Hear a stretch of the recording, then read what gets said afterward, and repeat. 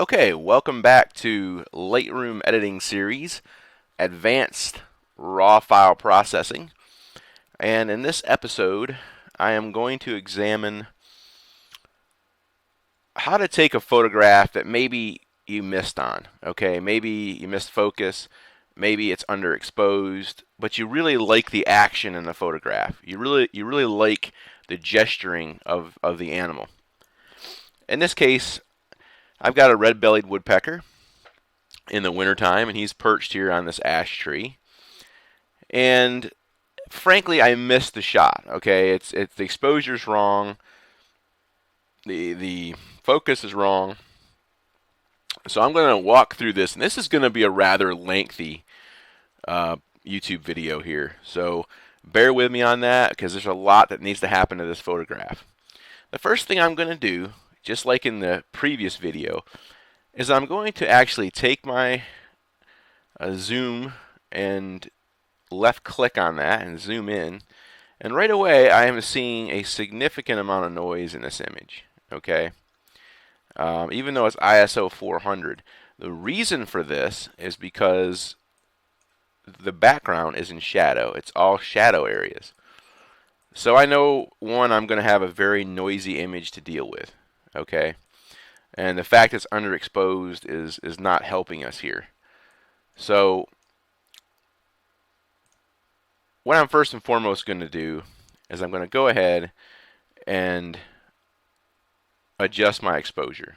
Okay, so you come over here to the exposure slider, and I'm going to increase that, and we're looking at probably, I'm looking at maybe almost a stop of exposure on this guy.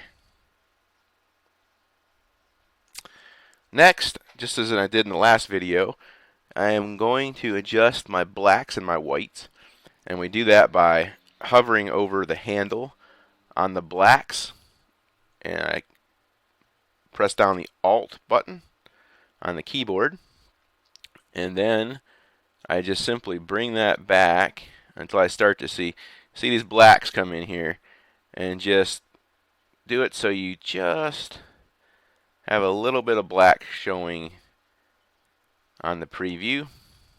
Okay, the black point is set. Now I'm going to set the white point in the same manner. I'm going to hold down the Alt key. I'm going to find my whites slider, and I'm going to increase the whites until I see some clipping. Okay, looks good. The snow is now white. Now this bird is not actually white. He's actually an off-white color. As we can see, down here we see the snow is this bright white, but he is actually not. And we're going to fix that a little bit in a second. But first, this is driving me crazy here. We've got a line of snow in the background here, and although it's a distracting element, it is a line that needs to be straightened. So I'm going to click on up here on my my cropping overlay tool, and I'm going to straighten up that horizon by just, what you're doing here is you're left clicking, and then you'll get this double-headed arrow, and that will allow you to move, to actually rotate. You see, I'm actually rotating the image to get that line straight back there. You're actually cropping it. Okay, that looks pretty good.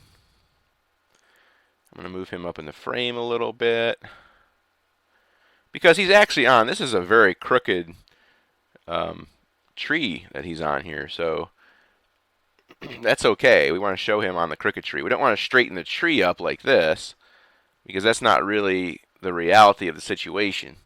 The reality is that it's actually a horizontal or a diagonal tree, so we want to show that in the photograph. Alright, so we've got that pretty well the way I want it. The next thing is, we have got a tremendous amount of lightening to do in these shadows here. And so I'm going to come over here to the shadows, slider, and I'm going to bring that up.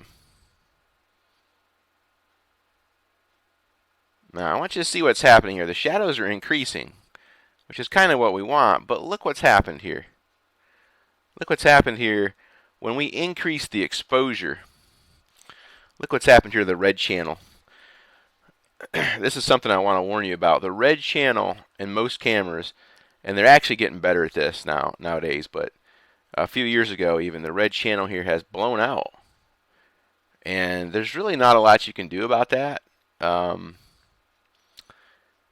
going to try to adjust that in just a moment, actually, with some tools that I'm going to show you, but it's really a pain. There's not a whole lot you can do about it. You have to underexpose the image. That's about all you can do. The shadows. Yeah, I'm going to bring the shadows up just a little bit. I'm not going to go crazy because I've got other plans for the shadows. Okay. Let's zoom in. Let's look at this. Actually, it's not horribly out of focus. Here's where the focus fell, right here on his talon, and his eye has just drifted backward slightly. But let's go ahead and check this noise level now. See, we're really getting noisy as we increase the shadow areas and the exposure. Okay. The next thing I'm going to do is I'm going to work on getting this area here on his head to come into where we want it to be. And the way that I do that is down here there's another tab called HSL, Color, Black and White. Expand that section if it's not already expanded. And this is where we're just going to play around with red. Okay, red and orange. We've got luminance. So that's the first thing we're going to look at is luminance. I'm going to bring that luminance back. And there, we're getting some detail. See that detail coming in on the feathers there? What's happening is that luminance channel just almost blows out on you. And we can try to bring back the orange a little bit. I'm not going to do too much with that. And I think we've got captured enough detail in there where it looks good now. Okay. Now, we've done all that. I'm going to go ahead and we're going to do some work on his head here. Up in here. Right away I can see that. Okay, before we do this, since this is already a noisy image, go down to your details or your detail tab right here. And notice it has a default sharpening applied. Remove the sharpening completely. Take it to 0. When you have this much noise, any kind of sharpening, global sharpening, these are global adjustments, meaning that the entire photograph is being adjusted. So we don't want that. We take the sharpening down. Next, go back up, click on the adjustment brush, and notice here we're out of focus. Okay, it's not really a keeper. This image is not really a keeper. I'm just showing you how to take this and make something. Maybe you want to show this online as an example of this woodpecker's tongue, because it's kind of an interesting and strange thing. The woodpecker's tongue has barbs on the end of it there that it actually uses to spear insects with. So it's an interesting thing. It might make a good, Instagram post, for example. Matter of fact, I may do that after this. Anyway, I digress. Let's get in here and let's do some sharpening on this eye and a couple other things as well. So first, I'm gonna go up here and double click on the effect. That zeroes out everything because we don't want this all jumbled up while we're trying to do some brush work. I'm going to increase my exposure just a little bit, maybe a plus 23. I'm going to increase my sharpening to plus 24 for the first pass. And then I'm just going to paint that in circular motions, just as I showed you in the first video. Be careful of the whites here, that they don't blow out. We don't want to do that, and we don't want to increase the luminance, because if I go in here and start lightening this up, it's just going to blow out um, the red on his head here. So we don't want that. This is just the first pass, just to get his eye nice and sharpened and so forth. I'm going to go ahead and increase the exposure just a little bit more. Plus 41. I like that. And increase the sharpness. Really crank the sharpness here on this one, which I really don't like to do. And then I can, shoot. If you ever do that, if you ever accidentally do not turn your brush off and you start making adjustments, it's okay. It's no big deal. Control Z, and we're back in business. So make sure you click this Done button right here when you want to add another adjustment. So I'm click Done. Go back up to the adjustment brush. And what I'm going to do is I'm going to run some pretty heavy sharpening right down along his tongue here. Right down along his tongue and his bill, beak, however you want to say it. Very shallow depth of field here. We're talking, probably a quarter of an inch to half an inch depth of field. So I'm not gonna go crazy on the sharpening on his tongue and stuff here, because honestly, it's the depth of field. You're not gonna overcome that depth of field. Let's go ahead and check the rest of him here. Let's go ahead and create another layer. Make sure you click the Done button on the last layer. And let's put some sharpness in here, because this is fairly sharp right here. So let's go ahead and add just circular motions, painting in the sharpness. This is called local sharpening, and it's something that wildlife photographers do a lot. Rather than sharpen the entire image, we tend to just sharpen certain aspects of the image. Like I said, global sharpening, it increases noise, and that's not good. We don't want that. Let's go over here and add some sharpening to the log. This was shot with a 7D, which is a fairly noisy crop sensor camera, so you definitely want to do what you can to kind of spice it up. The other thing I'll say about that is if you're trying to put this into a publication, they will not accept images that are not tack sharp. You know, unless you had a rare animal or something like that, it would not get published. So get used to thinking about sharpness. Get used to, don't go overboard. Don't over sharpen. That's the worst thing I see out on Instagram and Facebook and so forth, is people that they mean well, you know, they want to make their image great, but they tend to over sharpen, and that's not good. It makes it look smooth. If you do it too much, it actually has a opposite effect on it. It kind of makes it sharp, really sharp edges, and kind of, I don't know, it does weird things to it. It gives a lot of artifacts into your JPEG, and it just looks bad. Definitely something to stay away from. And I'm just continuing here to paint in sharpness. That's all I'm doing. I'm not doing anything radical here. So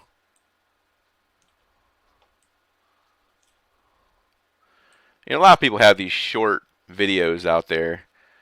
They're kind of just, you know, made for a generation that wants something extremely quick and easy. Look, there's no shortcuts to this kind of thing, guys.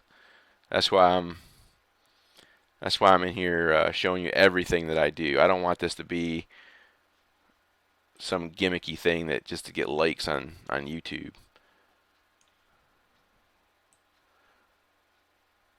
Okay, so I'm done at this point with sharpening. I'm done with um, pretty much everything. One thing I forgot to do, and that's crank some contrast. This is a fairly contrasty image, but I'm going to go ahead and just add in at a plus 33. I'm going to add some clarity at a plus 7. I'm going to add some vibrance. Be careful with the vibrance and saturation because of the red. Matter of fact, I'm going to check that red again. You can see it got funky on me when I did something here. So let's check it. Probably the contrast. No. Okay. Now look at that. The contrast is really making that noise apparent as well. Now we're going to deal with that noise in a second. Okay.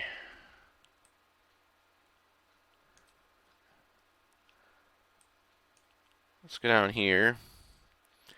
I'm still not quite happy with that red. I don't want to go too crazy here because you don't want it to look unnatural. It's very noisy. You can see the noise in there. Oh, that's unnatural looking. That's not how a red-bellied woodpecker's head is not dark red. It's orange. Just try to move some of the saturation out of it. This is a tricky thing. You've got to play around with it. It's not easy. A lot of the adjustments that we make are tricky.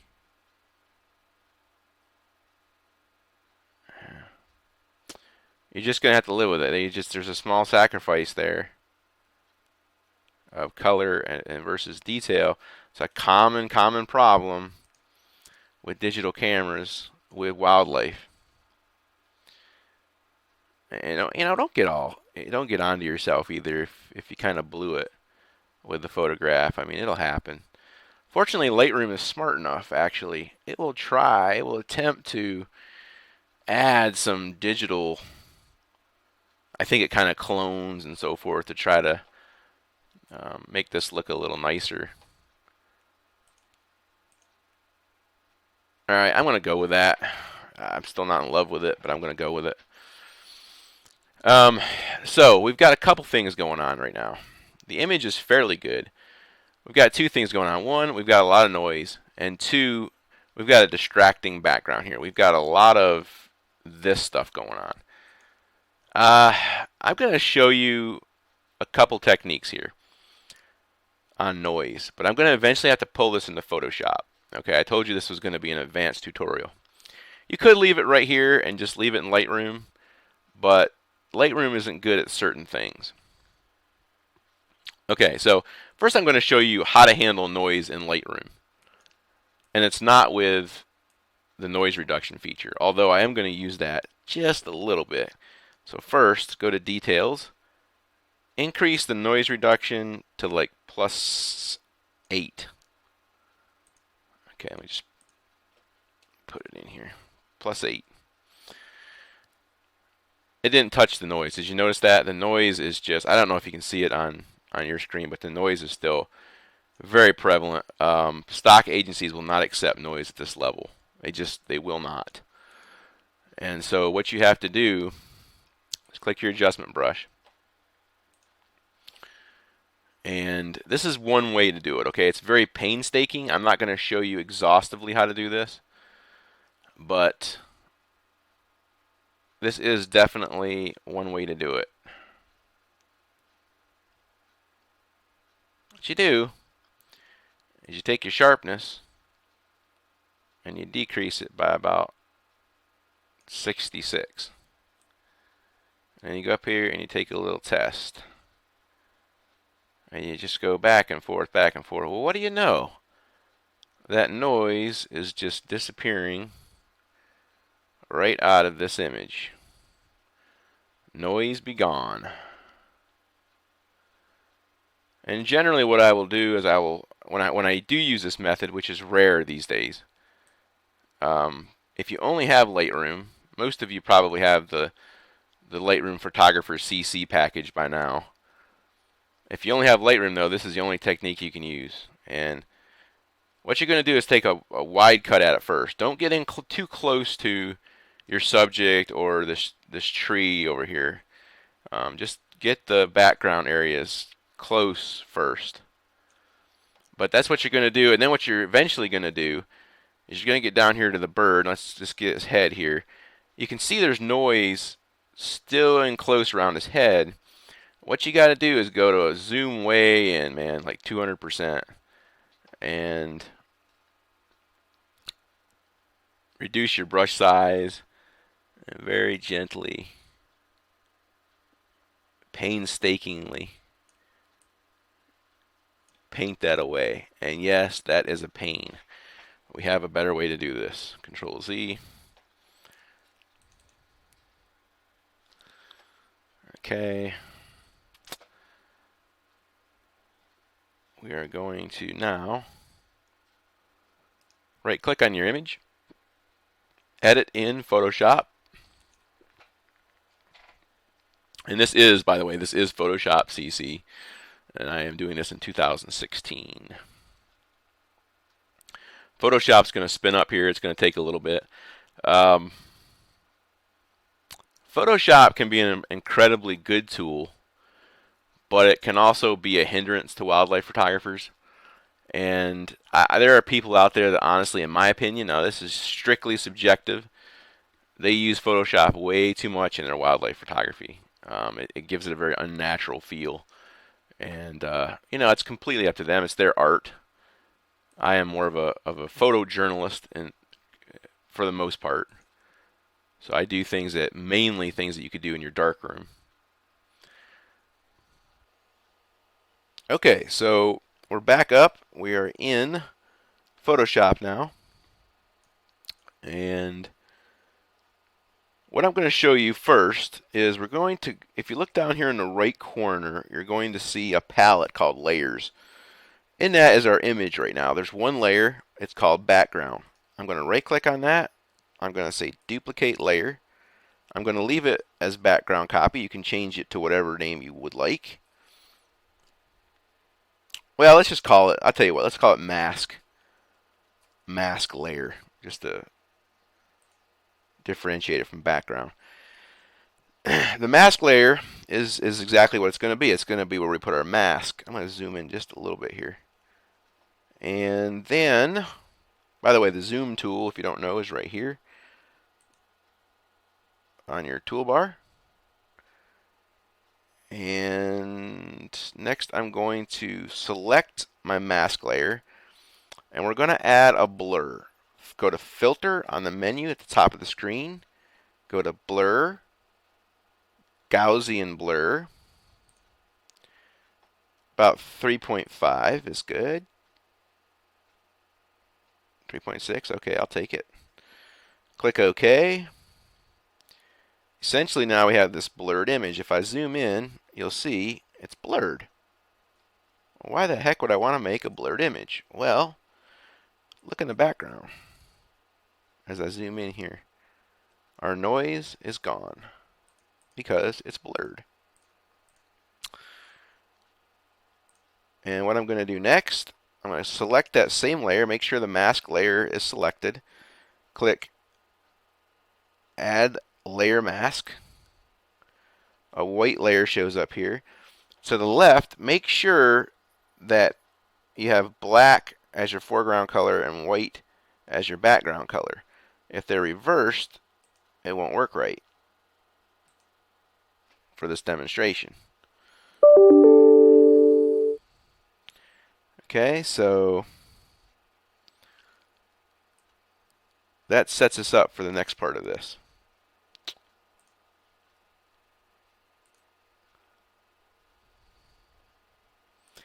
Now before, if you remember, when we were over in Lightroom, we took our brush and we painted in a negative sharpness to get rid of the noise. In this one, we're going to do, in Photoshop, we're going to do the exact opposite of that. We're going to paint in sharpness on the bird because we're going to paint in from this layer below it. we're going to select our brush tool. There's our brush tool. Looks just like the brushes in Lightroom. And make sure this layer is selected, the mask layer, and just start painting. And mysteriously and magically, we start painting in our sharp bird from the original image that we just imported.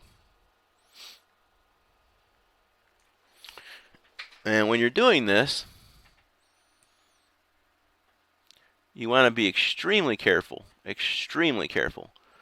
This is why a lot of people don't like to do this kind of work anymore. The tedious painting, if you will.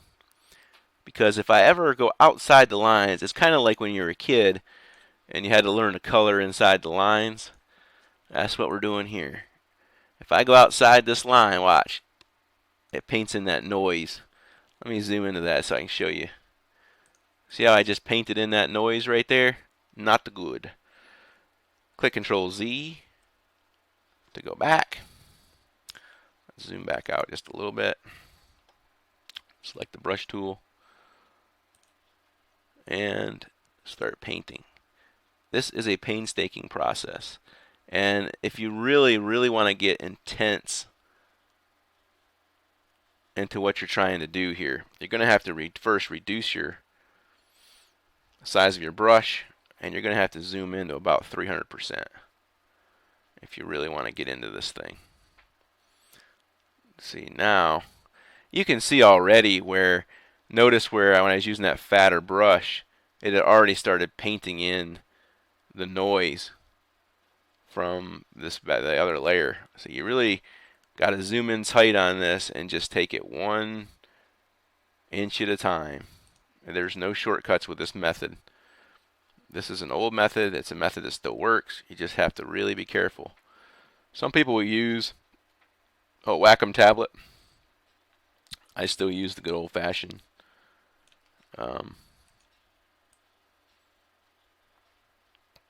mask and brush.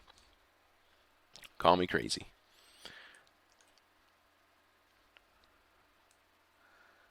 And just slowly paint in all of this.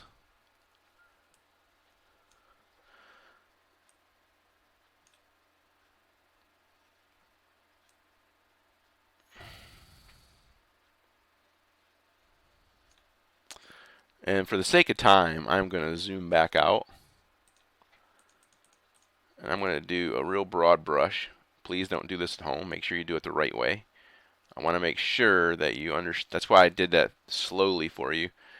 I wanted to make sure that you were understanding exactly what I was doing and how important it is to zoom in and do it right. But I'm just going to paint this in the best I can here with the time constraints given. Because, I mean, I know I want you to see everything that I do, but in this case, it's a little bit over the top here. So you're going to want to paint, in this case, we're going to want to paint this whole log with a layer below it. His head, his beak. Again, please don't go this fast. You'll ruin your photograph. Okay.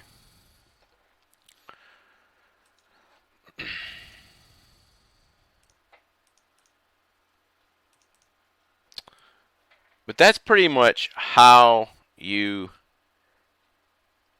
use this technique. And again, if we zoom in here, you're going to see a sharp head, and you're going to see beautiful blur in the background. Does it look a little fake when you zoom in? Yeah, it doesn't look like lens blur, okay? It's not quite as nice as lens blur. Now you can adjust that Gaussian blur a little bit before you apply it, and just give it, maybe take it down to a 2 instead of a 3 and see what you think. But eventually that noise is going to start creeping back in.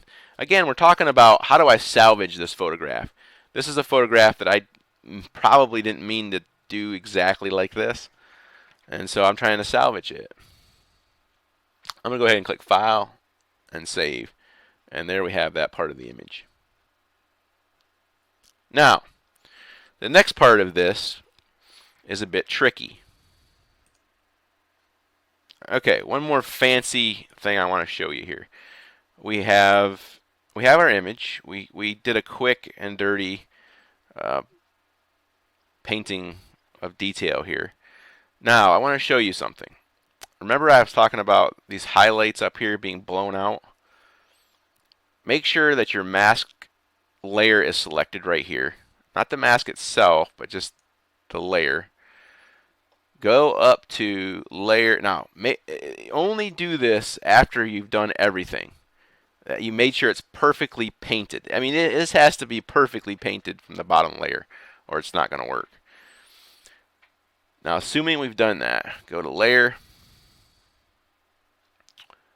Image, Adjustments, Brightness and Contrast. What I'm going to do is I'm going to reduce. I'm going to give you an extreme example here first. You can see where I didn't paint, but what I did was I just ripped this slider all the way back. I don't recommend you do that, but for purposes of demonstration, notice how here is where we painted in the bird from beneath it. Now you can see where I missed painting the head in here. I missed this body. But notice how the background, wherever it wasn't painted, wherever the bottom layer wasn't painted into the mask layer, it went really dark. That's because I'm adjusting the layer, the other layer. So obviously that's a little bit of extreme. You're not going to be able to get rid of those whites or those bright spots completely. But what you can do, let's take it back to where it was, is you can just bring them back enough to where they're not annoying. So maybe like right there, maybe a minus 60 in this case. Okay, I'm not going to keep that. I wanted to demonstrate that for you. I've used this technique very well, but again, make sure you got that painted properly. Okay, when you're done, you save it, you close it, and in Lightroom, you're going to get this TIFF file presented to you. And that's pretty much it. That's how to do some more advanced editing on a file that wasn't so hot to start with. And I hope it was useful for you. Again, some of this was a little bit quick. I don't normally like to do that, but some of it was a little quick today as far as the photoshopping side of things, and realized that it takes a lot of time and a lot of effort to actually paint in the bird. It's so much better, honestly and truly, it's so much better to get this right in the field. That's why it's so important to nail your exposure, watch those bad backgrounds, and just get it right to start with. You won't have to worry about doing any of this stuff. But Lightroom and Photoshop are here for us to use when things go bad. And I actually love what we can do with this stuff these days. If you want to contact me first via email at matt.cuda@mattcuda.com, and that's Cuda like the fish, C-U-D-A, or the car if you prefer muscle cars from the 70s. You can reach me on Twitter at mattcuda, Instagram at mattcuda. Check out my website. I've got some blog I do out there regularly. I've got a podcast I put out regularly on wildlife photography. Would love to have you come out and listen to that. I'm just putting together a new journal, magazine type, booky kind of thing, bookish magazine hybrid thing. It will be coming out within the next month or two, so be looking for that. And again, just thank you.